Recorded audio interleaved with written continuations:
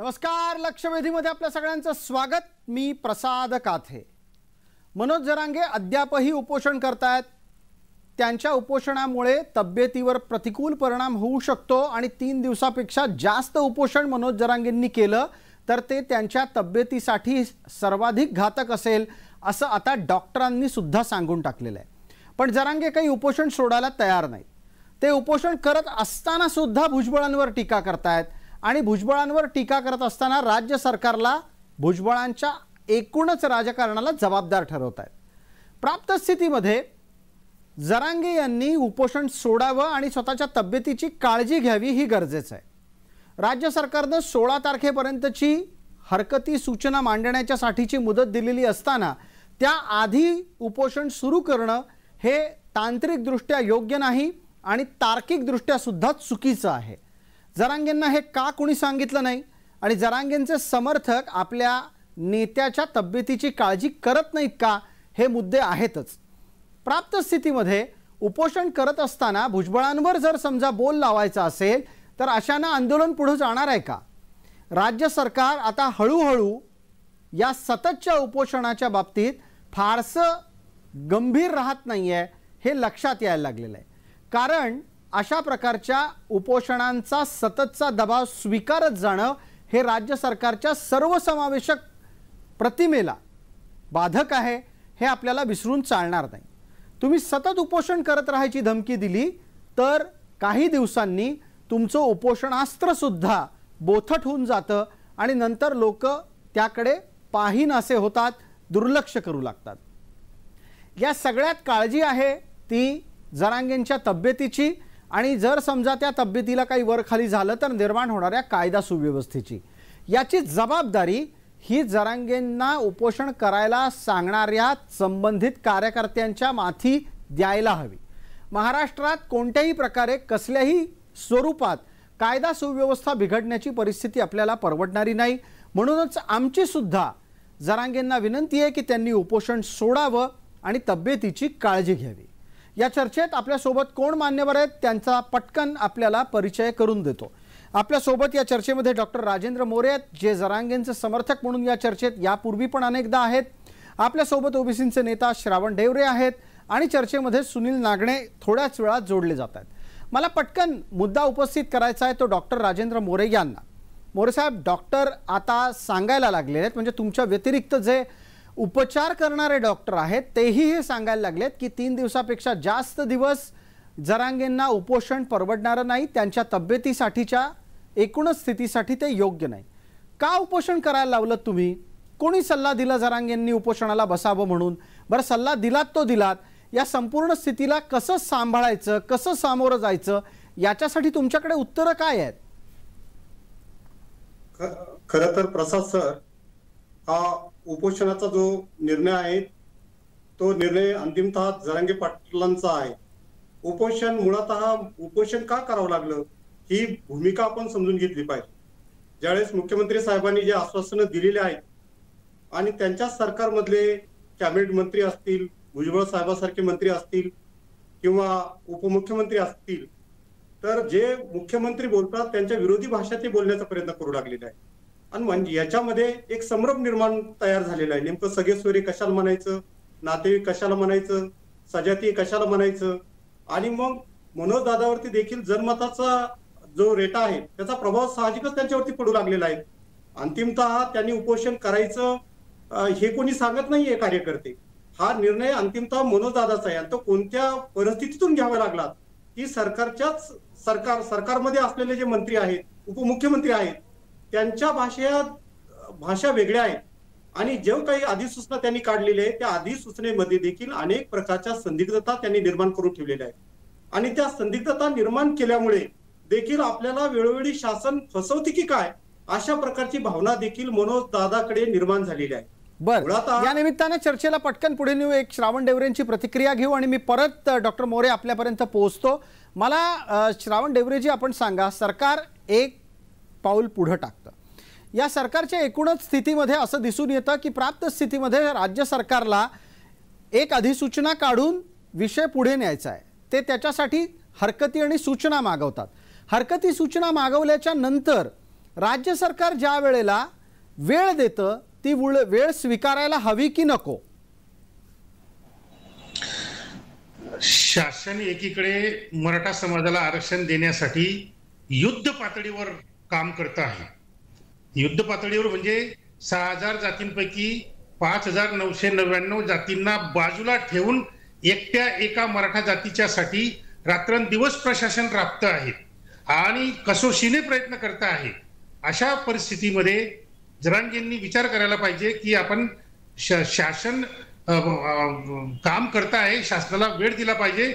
आता कदाचित मला असं वाटतं की जे मुख्यमंत्री शिंदेंनी जे का अध्यादेश काढला कच्चा मसुदा, त्याला आव्हान देणारं आणि त्याला हरकती घेणारं ओबीसींकडून हजारो अर्ज रोज येत आहेत मंत्रालयामध्ये आणि जरांगेंना त्याची भीती वाटते आहे की हे जर लाखोच्या प्रमाणामध्ये जर हे हरकती पत्र जर यायला लागले ओबीसींकडून तर मुख्यमंत्री शिंदे हे माघार घेतील की काय अशी भीती जरांगेंना वाटते आहे आणि मग आपलं आरक्षण जे मराठ्यांना मिळणार आहे ते धोक्यात येईल की काय अशी भीती त्यांना वाटते. म्हणून काही स्वार्थी लोकांनी जरांगेंना मुद्दाम उपोषणाला बसवलेला आहे आणि त्याच्यामध्ये एक फार मोठे षड्यंत्र पण आहे हे आपण आधी लक्षात घेतलं पाहिजे.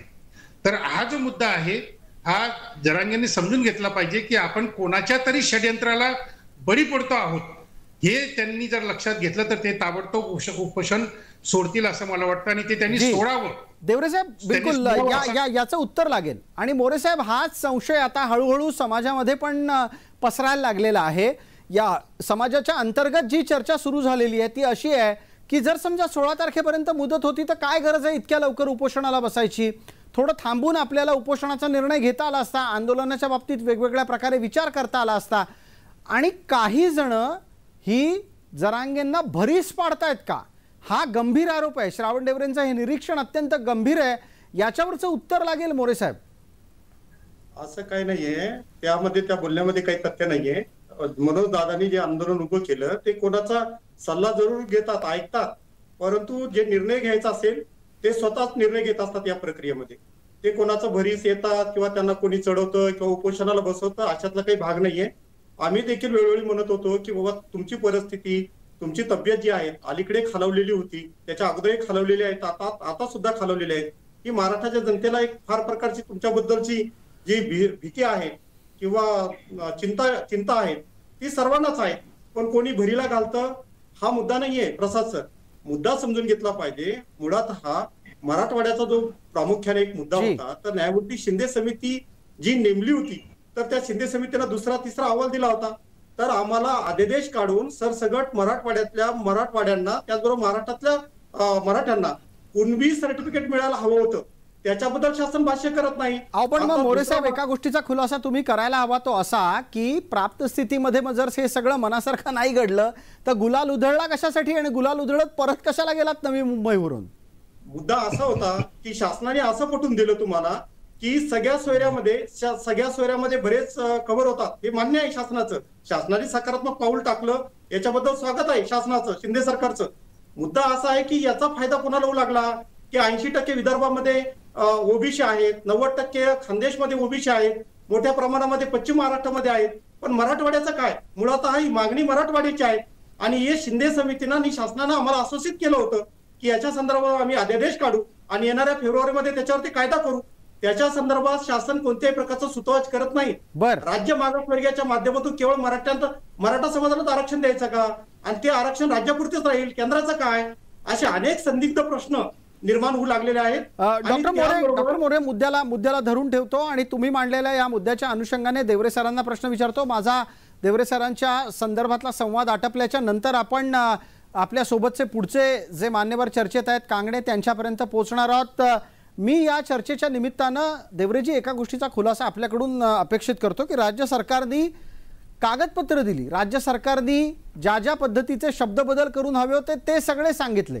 त्यानंतर गुलाल उधळला गेला, गुलाल उधळत माणसं परत गेली, परत गेल्याच्या नंतर आता परत प्रश्न उपस्थित व्हायला लागले. नाही, गुलाल उधळत परत गेले ही जी काही घटना घडलेली त्याच्या मागे एक फार मोठं कारण पण आहे. हायकोर्टामध्ये शंकरराव अण्णा लिंगे आणि ऍडव्होकेट सदावर्ते यांनी जी केस दाखल केली आणि जरांगेंना मुंबईमध्ये यायला प्रवेश बंदी करायला लावली आणि त्यांना मुंबईच्या वेशी बाहेर ठेवलं जरांगेला. आणि त्यावेळेस मग त्यांना असं वाटलं की आपल्याला मुंबईत येऊ दिलं जात नाही आहे, तर मग आपल्याला काहीतरी त्याच्यातून लोकांना मेसेज गेला पाहिजे, म्हणून मग ते गुलाल काय उधळला आणि परत काय गेले. परंतु परत जाण्याचं खरं कारण वेगळं होतं आणि ते म्हणजे शंकरराव अण्णा लिंगे यांनी कोर्टामध्ये जी केस दाखल केली आणि त्याच्यामुळे त्यांना जी मनाई झाली मुंबईमध्ये यायची आणि मुंबईच्या वेशी बाहेर त्यांना राहावं लागलं, हे त्यांना कुठेतरी लपवायचं होतं, म्हणून तो गुलाल उधळला गेला. आणि नंतर मग त्यांना असं वाटलं की आपण गुलाल उधळला परंतु आपल्याला अपेक्षित यश याच्यामध्ये येणार नाही, कारण लाखोंच्या संख्येने आता ओबीसीकडून हरकती येत आहेत, पत्र येत आहेत, रोज वर्षाव होतोय अक्षरशः मंत्रालयावर. अशा परिस्थितीमध्ये मुख्यमंत्री शिंदे घाबरून दबावाखाली, ओबीसीच्या दबावाखाली येऊन माघार घेतील की काय, अशी शंका जरांगेंना आता वाटते आहे.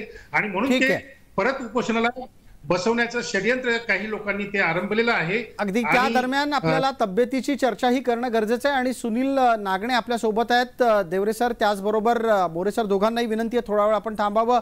मी पटकन सुनील नागणे यांना बोलतं करतोय. संपर्काच्या निमित्तानं काही मगाशी बाधा होत्या. सुनीलजी आता आवाज आपला माझ्यापर्यंत येतोय, माझा तुमच्यापर्यंत आवाज येतोय का?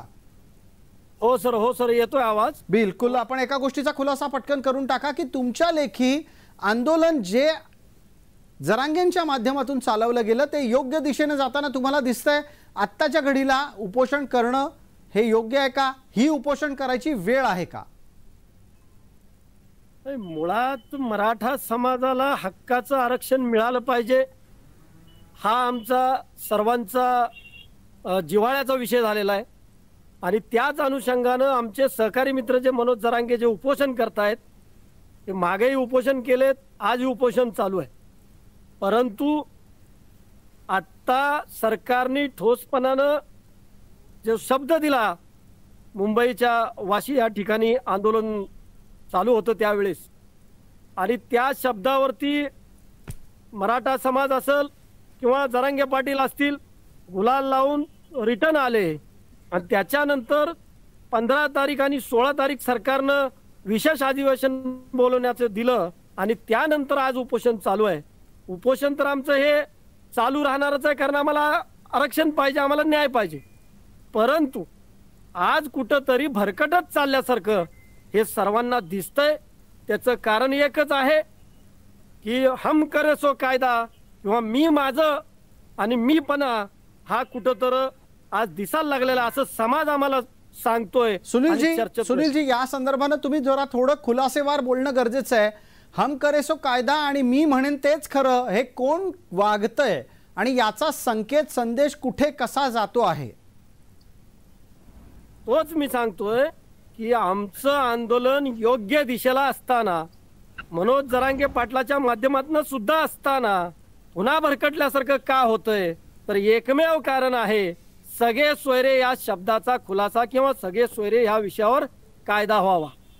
परंतु आम्ही आंदोलनाच्या याच्यामध्ये चळवळीत काम करत असताना जरांगे पाटील असतील किंवा आम्ही कुणी असतील, हे सर्व जे चिवटपणानं आंदोलन करतात, या आंदोलनामध्ये 100% समाजकार्यच असतं. परंतु आजची जी दिशा आहे कुठं तर भरकटत चालली आहे आणि कोण त्यांचे मार्गदर्शक आहेत हे कळायला मार्ग नाही. आम्ही सुद्धा तेच सांगतोय की हे आंदोलन आता भरकटता कामा नये. आपला टप्प्यात शेवटच्या टप्प्यात आंदोलन आलं असताना किंवा आरक्षण पदरात पडून घेत असताना असं का होतंय हा प्रश्नचिन्ह निर्माण होतोय. डॉक्टर मोरेंकडे या निमित्तानं आपण उत्तरासाठी जाऊया. डॉक्टर मोरे, हा आरोप काही आजचा नाही. हम करे सो कायदा, त्याचबरोबर मी म्हणेन तेच खरं, अशा प्रकारचे आरोप अनेकांकडून होत आहेत. जी मंडळी पहिल्या टप्प्यापासून तुमच्या सोबत होती ती आता सगळी दुरावली गेलेली आहेत आणि नवीनच मंडळी ही पूर्णपणे जरांगेंचं आंदोलन चालवताना दिसत आहेत. प्राप्त स्थितीमध्ये आंदोलनांचा अनुभव फारसा गाठीशी नसलेली माणसं सातत्यानं जरांगेंना उपोषणावर बसवतात का? हे या आरोपामध्ये काही तथ्य नाही प्रसाद सर. असं काही नाहीये. मनोज दादा स्वतः निर्णय घेतात, कोणाच्या भरीला ते पडत नाहीये आणि आंदोलनामध्ये जात असतात. आंदोलनामध्ये कायमस्वरूपी कोणी नसतंय, नेता बदलत असतात. परंतु आज एक चांगला नेता मिळालेला आहे. या नेत्याची एक भूमिका आपण समजून घेतली पाहिजे की आमचं म्हणणं असं होतं की आम्ही हैदराबाद स्टेटचा भाग होतो, त्याच्यामध्ये आंध्र राज्याला आरक्षण आहे, तेलंगणा राज्याला आरक्षण आहे, आम्ही देखील ओबीसी मध्ये आहोत. आमचा प्रश्न तुम्ही प्रलंबित ठेवतात का? ज्या काही नोंदी सापडतात ते ओबीसी मध्ये सापडतात. तुम्हाला शासनाला धोरणात्मक निर्णय घ्यावा लागेल. बाजूला तुम्ही मराठा समाजाची कोंडी करू शकत नाहीये. डॉक्टर मोरे, एका गोष्टीचा खुलासा करा. जर समजा तुम्हाला या सगळ्या गोष्टी आता लक्षात येत आहेत आणि असं वाटतंय की अन्याय होतोय आणि दुसऱ्या बाजूला तुमच्याकडे नेतृत्व जरांगेंचं आहे, पण महत्वाची बाब ही त्यांच्या तब्येतीची आहे, तर मग जरांगेंना तुम्ही मंडपात बसवा, त्यांना आणखीन थोडंसं उंच स्थानावर बसवा आणि खाली तुम्ही मंडळी सगळे उपोषणाला बसा की. जरांगेंनीच प्रत्येक वेळेला कशाला उपोषण करायला पाहिजे? तुम्ही उपोषणाला बसा, काळकुटेंना उपोषणाला बसवा, तारखांना उपोषणाला बसवा आणि जरांगेंचं मार्गदर्शन घ्या. बरोबर आहे प्रसाद सर तुमचं, परंतु जरांगे पाटलांनी अनेक आता सारथीची मुलं त्या ठिकाणी उपोषणाला बसले होते, पण त्यांना देखील उपोषणाला बसू दिलं नाही. तुम्ही मी एक तुमचं नेतृत्व म्हणून उपोषण करतो, तुम्ही कशासाठी नेतृत्व उपोषण करता, अशी जरांगे पाटलाचीच म्हणणं आहे. आणि मुद्दा असा आहे सर, याच्यामध्ये जरांगे पाटलाला जो अधिसूचना दिलेली आहे ती अधिसूचना देत असताना सजातीय, आम्ही असं म्हणतो की जेवढे मराठा बांधव कुणबी झालेले आहेत, ओबीसी झालेले आहेत आणि जे उर्वरित मराठा आहेत त्यातले जे झालेले विवाह त्याला सजातीय समजावेत, त्याच्याबद्दल शासन संदिग्धता निर्माण करू लागलेला आहे. आणि दुसरा महत्वाचा मुद्दा म्हणजे की जे अर्जदाराचे नातेवाईक आहेत, आईचे नातेवाईक आहेत, वडिलांचे नातेवाईक आहेत, यांना तुम्ही हे नातेवाईक आणि सगळे सोयरे समजा, पण त्यांना मातृसत्ताक पद्धतीनं त्यांना नाकारल्या जाऊ लागलेले आहे. ते घटनाविरोधी हे तत्व करू लागलेले आहेत. बरं, आता मला पटकन या निमित्तानं श्रावण डेवरेंपर्यंत पोहोचायचं आहे. देवरे साहेब, आपल्याला आठवत असेल आपण आतापर्यंत याच सगळ्या मुद्द्यावर अनेकदा चर्चा केलेली आहे आणि ही चर्चा करण्यामागचा आपला उद्देश हा आहे की समाजाला जर कोणी फसवत असेल तर माध्यमांनी ती फसवणूक उघड केली पाहिजे आणि कृपया कोणत्याही समाजाला भ्रमात राहू देता कामा नये. मला आपल्या निमित्तानं एका गोष्टीची चर्चा परत एकदा अपेक्षित करतो. मातृसत्ताक की पितृसत्ताक, सगळे सोयरे की रक्ताचे नातेवाईक, या संदर्भातले भेद कायद्यात स्पष्ट असताना सुद्धा केवळ एक कुठला तरी कागद हातात आला म्हणून परिस्थिती आपल्या बाजूनं झालेली आहे असा स्वतःचा समज करून घेणं म्हणजे स्वतःला फसवणं आणि आपल्या मागे असलेल्या समाजालाही फसवणं असा अर्थ काढायचा का? नाही, अगदी बरोबर सांगितलं तुम्ही. ही फसवणूक केवळ ओबीसी साठी नाही किंवा मराठ्यांसाठी नाही, एकूणच महाराष्ट्राला या दृष्टिकोनातून फसवलं जात आहे. आता सगळे सोयरे या शब्दाला मी अनेक वेळा आक्षेप घेतला आणि त्यांचे अर्थ पण मी सांगितलेले आहेत. मी आज एक असं उदाहरण देतो तुम्हाला की अशा अनेक जाती आहेत की ज्या जाती एकाच वेळेस ओबीसी मध्ये पण आहेत आणि एसटी मध्ये पण आहेत, एससी मध्ये पण आहेत, म्हणजे दलित आदिवासींमध्ये पण आहेत आणि ओबीसी मध्ये पण आहेत. मला एक सांगा की पारधी जमात, समजा उदाहरणार्थ मी पारधी जमात घेतो, पारधी जमात काही भागामध्ये ओबीसीत आहे, काही भागामध्ये ती आदिवासीत आहे आणि काही भागामध्ये ती एससी मध्ये पण आहे. आता मला सांगा, ओबीसी सवलती घेणारा पारधी आणि दलित सवलती घेणारा पारधी यांच्यात तर लग्न होतातच, कारण जात एकच आहे. आणि मग या लग्नाच्या आधारे जर सगळे सोयरे शब्द वापरून जर ओबीसी पारध्यांनी उद्या सगळे जर दलितांमध्ये घुसलेत तर दलित आरक्षणाचं काय होईल, दलित आरक्षणाचं काय होईल? किंवा आदिवासी आरक्षणामध्ये सगळे पारधी घुसलेत तर आदिवासी आरक्षणाचं काय होईल? म्हणजे एकूणच एससी एसटी ओबीसीची जी आरक्षण व्यवस्था डॉक्टर बाबासाहेब आंबेडकरांनी घटनेमध्ये नमूद केलेली आहे, साच्यामध्ये नमूद केली आहे, तो साचा यांना उद्ध्वस्त करायचा आहे. हा जो बाबासाहेबांचा साचा आहे एससी एसटी ओबीसी, हा साचा यांना उद्ध्वस्त करायचा आहे, आरक्षण सिस्टीम यांना उद्ध्वस्त करायची आहे. आणि ती जी अदृश्य शक्ती आहे, जी अदृश्य शक्ती जरांगेच्या पाठीशी उभी राहून हे सगळं षड्यंत्र करत आहे, ती अदृश्य शक्ती एकनाथ शिंदे साहेबांना चांगली माहित आहे. त्यांनी अदृश्य शक्तीचाच पाठिंबा घेऊन त्यांचं सरकार बनवलेलं आहे. तर ती जी अदृश्य शक्ती आहे RSS बीजेपीची, ती पूर्णपणे या जरांगेच्या उपोषणाच्या पाठीमागे आहे आणि आरक्षण सिस्टीम नष्ट करण्याचा यांनी तो चंग बांधलेला आहे. पण आत्ताच्या घडीला देवरे सर, आपली चिंता ही जरांगेंच्या तब्येतीची आहे. आरक्षणाच्या संदर्भातल्या तुमच्या चिंतेवर एक 30 सेकंदाचं उत्तर पटकन घेतो, चर्चेला पुढे न्यायचं आहे आणि आपल्या सोबत असलेल्या सुनील नागणे यांच्यासाठी माझे पुढचे प्रश्न असणार आहेत. आधी श्रावण डेवरे यांनी मांडलेल्या मुद्द्यावर पटकन उत्तर 30 सेकंदात कृपया मोरे साहेब आपलं अपेक्षित करतो. सर, त्यांचं जो म्हणणं आहे की अशा अशा आरक्षण हे होतात, आमचं म्हणणं आहे मराठा समाजामध्ये कुणबी असेल, मराठा कुणबी असेल, कुणबी मराठा असेल किंवा इतर प्रकारचे मराठा जे कुणबी झालेले आहेत, त्यांच्याशी झालेले आमचे नाते संबंध तुम्ही सगळ्यात समजा आणि त्या सगळ्या सोयऱ्याच्या आधारावरती आम्हाला प्रमाणपत्र द्या, त्यांचे शपथपत्र घ्या. नाही पण मोरे साहेब, या सगळ्या गोष्टींचे खुलासे आतापर्यंत अनेकदा झाले ना. हे सगळं होणे नाही हे माहीत असून सुद्धा तुम्ही त्याच मागण्या करताय. तुम्ही स्वतःला फसवताय का? आणि स्वतःला फसवत नसाल तर मग समाजाला फसवताय का? सरकार त्या गोष्टीकडे बगल देऊ लागलेलं आहे. मातृसत्ताक हा शब्द जरी नसला पण सगळे सोयऱ्यामध्ये आणि नातेवाईकांमध्ये तुम्ही आईचे नाते कसे सोडणार, असा प्रश्न आहे. आणि याला तुम्ही बगल देऊ लागलेले आहे, याच्यामध्ये संदिग्धता निर्माण करू लागलेले आहेत. ओबीसी नेते असू द्या, सरकारमधला मंत्री छगन भुजबळ सारखे मंत्री असू द्या किंवा सरकारमधले संदिग्धता निर्माण करू लागलेले आहेत. बरं, मग एकदा समाजाची भूमिका म्हणून सुनील नागडे यांच्यापर्यंत पोहोचतो. सुनीलजी, माझा आवाज आपल्यापर्यंत नीट येत असेल अशी अपेक्षा आहे. वेळेची मर्यादा कृपया लक्षात ठेवा. चर्चेला समारोपाकडे मी आणलेला आहे आणि मला तुमच्याकडून हा खुलासा अपेक्षित आहे की नक्की आत्ताच्या घडीला हे सगळे सोयरे, पितृसत्ताक, मातृसत्ताक आणि त्याच्या जोडीला रक्ताचे नातेवाईक एवढे सगळे घोळ घालून मराठा आरक्षण हवंय का तुम्हाला सरळ मराठ्यांना मराठा म्हणून आरक्षण हवंय? काते साहेब, अतिशय महत्वाचा आणि ज्या शब्दावर निर्णय होणार आहे तोच प्रश्न आपण केला, त्याबद्दल मी प्रथम तुमचा धन्यवाद देतो.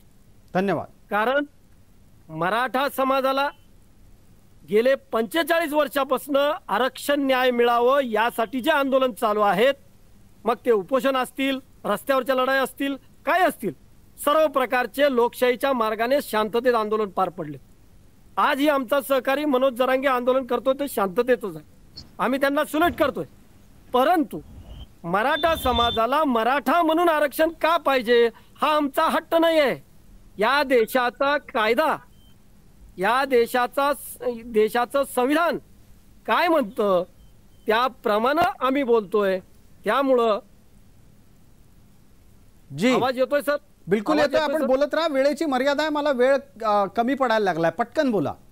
त्यामुळं आमच्या नोंदी मराठा म्हणून आहेत, आम्हाला मराठा म्हणून आरक्षण पाहिजे हा आमचा हट्ट नाहीये. तो जो कायदा आहे त्या कायद्याप्रमाणे आम्हाला मराठा सोडून जर कुणबी प्रमाणपत्र दिलं तर ते टिकणार नाही. कारण सगळे सोयरे याचा खुलासा काय आहे तर छगन भुजबळ किंवा आज देवरे साहेब असतील किंवा अन्य ओबीसी मधले नेते मंडळी असतील आणि आमचा नेता असेल, यांच्यामध्ये जे काय दररोज चाललेलं आहे हे हिंदू मराठा नोंद असलेल्या मराठा समाजाला, आमच्या नोंदी मराठा असलेल्या मराठा समाजाला कुणीकडून तर भरकटवण्याचं चाललंय का? आज महाराष्ट्रामध्ये ही संभ्रम अवस्था निर्माण झाली आहे. जी सुनीलजी, वेळेच्या मर्यादेमध्ये आपल्याला चर्चा आटोपती घ्यायची असते, मला माफ करा, मी आपल्याला थांबवतो. परत आपण कधीतरी भेटू आणि या निमित्तानं चर्चेला आणखीन पुढे नेऊ. तुर्तास आपण सर्व मान्यवर या चर्चेत सहभागी झालात त्याबद्दल आपले मनपूर्वक आभार. लक्षवेधीच्या या चर्चेत तुर्तास इतकंच. सर्व प्रेक्षकांना जय महाराष्ट्र.